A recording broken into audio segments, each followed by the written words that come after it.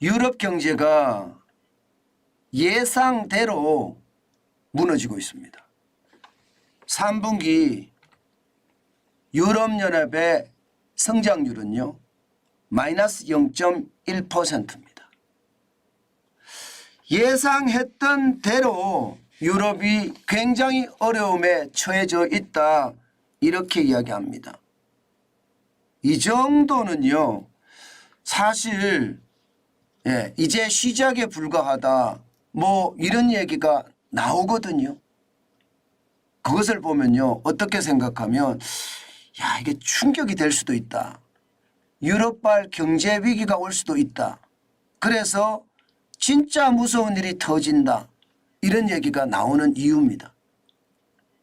실제로 그래프를 보더라도요, 유럽은 지금 오랫동안 저성장의 늪에 빠져 있습니다. 보시는 것처럼 2022년이에요. 이게 전분기 대비거든요. 1분기가 마이너스 3.6%였고요. 2분기는 마이너스 11.8%였습니다. 2020년 코로나 때니까. 그런데 이게 3분기에 12.5%까지 성장을 하면서 V자 반등을 했습니다.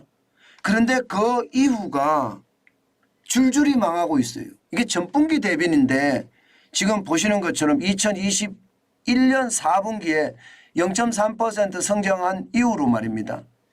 계속 0점대예요. 계속.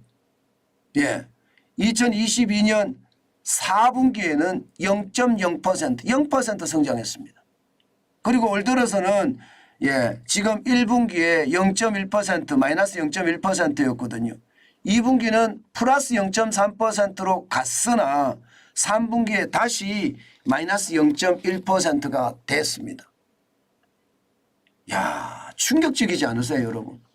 이것은 어느 누가 보더라도요, 굉장히 충격이라고 이야기합니다. 유럽발 경제 위기가 서서히 시장을 덮칠 거다, 이렇게 예상합니다. 그만큼 말입니다. 유럽의 성장률 장난 아닙니다. 유럽이 이렇게까지 무너지는 데는요, 경제 1위 대국 독일의 몰락이 가장 큰 역할을 합니다. 지금 독일도요, 3분기가 마이너스 0.1%예요. 지난 1분기에 마이너스 0.3%, 그 다음 작년 4분기에는 마이너스 0.4%였거든요. 독일이 완전히 몰락했어요. 지금 2분기도 0.0%, 3분기는 마이너스 0.1%. 독일이 무너지는 걸 보면요, 사실 유럽 전체가 상황이 안 좋다는 것도 분명히 답이 있습니다. 독일은 너무 중국을 믿다가 완전히 역풍을 맞은 거죠. 최악의 역풍이라고 이야기할 정도입니다. 근데 독일만 이런 게 아니에요. 프랑스도 마찬가지입니다. 프랑스도 3분기 성장률이 전분기 대비해서요 0.1% 성장하는 데 그쳤습니다. 0.1%. 그러니까 프랑스도 상황이 안 좋은 거죠. 프랑스도. 그러니 시장에서는요, 이게 유로존이 이제 성장률이 끝났다, 이러다가 길고 긴 침체의 늪에 빠지게 되고요. 길고 긴 침체가 되면요, 어느 순간 이게 싱크홀처럼 말입니다. 퉁 하고 떨어질 수가 있습니다. 지금 많은 사람들이 그걸 걱정합니다. 그걸 걱정해. 그만큼 말입니다. 유럽의 상황이 좋지 않다는 겁니다. 사실 말입니다. 사실 한때는요, 유럽이 세계 경제의 견인차 역할을 했습니다. 그런데 그 선수를 완전히 미국에다 뺏겼어요. 미국은 지금 고성장 나홀로 호황이라고 이야기할 정도로 성장세를 구가하고 있습니다. 지금 보시는 것처럼 말입니다.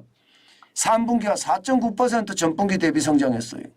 이게 2022년 3분기에 3.2% 성장하더니요, 4분기에는 전분기 대비하니까 쌓이는 겁니다. 2.6%가 또 성장했어요.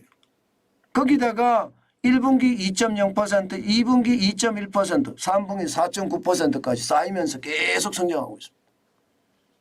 그런 것을 보면 말입니다. 유럽이 한때는 경제를 선도했었는데 이제는요 유럽이 점점 망해가고 있다. 이 말이 틀린 말이 아니게 됐습니다. 야, 시장이 뭐 이 정도까지 무너질 거라고 어느 누가 예상을 했을까요? 그런데 유럽이 이렇게 무너지고 있습니다. 이렇게 무너진 데는요. 핵심이 말입니다. 이 소비자 물가예요. 소비자 물가. 소비자 물가가 워낙 많이 올라갔습니다. 유럽은 2022년 10월에 10.6% 올라갔거든요. 지금이야 10월에 2.9%까지 떨어지니까 이게 2021년 7월하고 좀 비슷해졌다 이렇게 이야기합니다. 2021년. 그렇지만 10.6%까지 올라갔다가 2.9%까지 떨어지는 동안 여러분도 알다시피 이자는 어떻게 됐을까요? 기준금리는 계속 올라갔습니다. 계속 2022년 7월부터 올리기 시작해서요. 지금은 현재 4.5%입니다. 0%의 기준금리가 4.5%를 올랐으니 이게 얼마나 충격적일까요? 그러면 고물가가 오래 간다는 뜻이잖아요. 이게 지금 현재 2.9%라고 이야기하지만요. 이미 많이 올랐기 때문에 대응하기가 굉장히 힘듭니다. 대응하기. 시장에서는 그런 이야기도 나옵니다. 유럽이 바보가 됐다. 유럽이 이게 소비자 물가가 2021년 12월만 하더라도 벌써 5%고요. 9월이 3.4%입니다. 9월 2021년 9월이에요. 근데 기준금리를 올린 것은 보면요. 2022년 7월입니다. 2022년 7월. 그러면 기준금리 올리는 시점을 너무 늦게 잡았고 그리고 너무 과격하게 올렸죠. 시장은 그렇게 읽고 있습니다. 시장은 유럽 중앙은행의 대실패가 큰 문제를 만들었다 이렇게 이야기합니다. 유럽 중앙은행의 대실패가. 저는 충분히 이해가 될 수 있을 거라고 생각합니다. 그만큼 말입니다. 그만큼 상황이 굉장히 나빠진 겁니다. 굉장히 나빠졌어요. 충격적이죠. 어떻게 생각하면요. 충격적이죠. 그래서 시장에서는요. 유럽이 당분간 이게 경제 위기의 진원지가 될 거라는 것 한결같이 이야기합니다. 어떻게 생각하면 이게 충격이 될 수밖에 없다는 건데요. 실제로도 보면 유로존의 구매관리자 지수를 보면요. 지금 10월이 46.5입니다. 이게 기준선이 50이거든요. 기준선이 50. 50인데 지난 4월에 54.1까지 가더니요. 7월부터 떨어지기 시작해서요. 7월부터 해서 주구장창 떨어지고 있습니다. 주구장창. 7월, 8월, 9월, 10월을 보시면 48.6이죠. 46.7, 47.2, 46.5까지 떨어졌습니다. 이것은요. 유럽이 앞으로도 한동안 이게 저성장의 늪에 빠진다는 뜻입니다. 게다가 말입니다. 올해 1월에서 8월까지 지금 소매 판매 월간 평균이요. 지난해보다 7.5% 줄어들었습니다. 소비 안 한다는 거예요. 소비.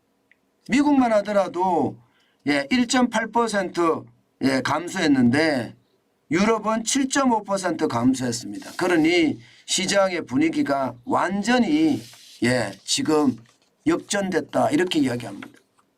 지금 시장을 보고 있으면 유럽발 경제 위기는 당연히 터지는 것 아닌가 그런 이야기가 나옵니다. 당연히 유럽발 경제 위기는 터질 수밖에 없다.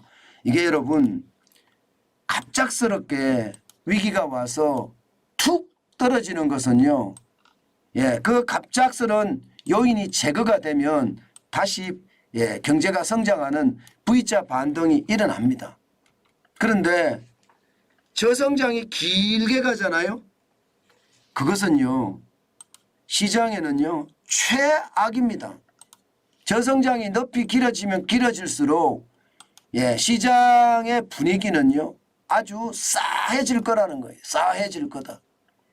그만큼 최악의 상태가 된다는 의미 저는 충분히 이해가 되고요.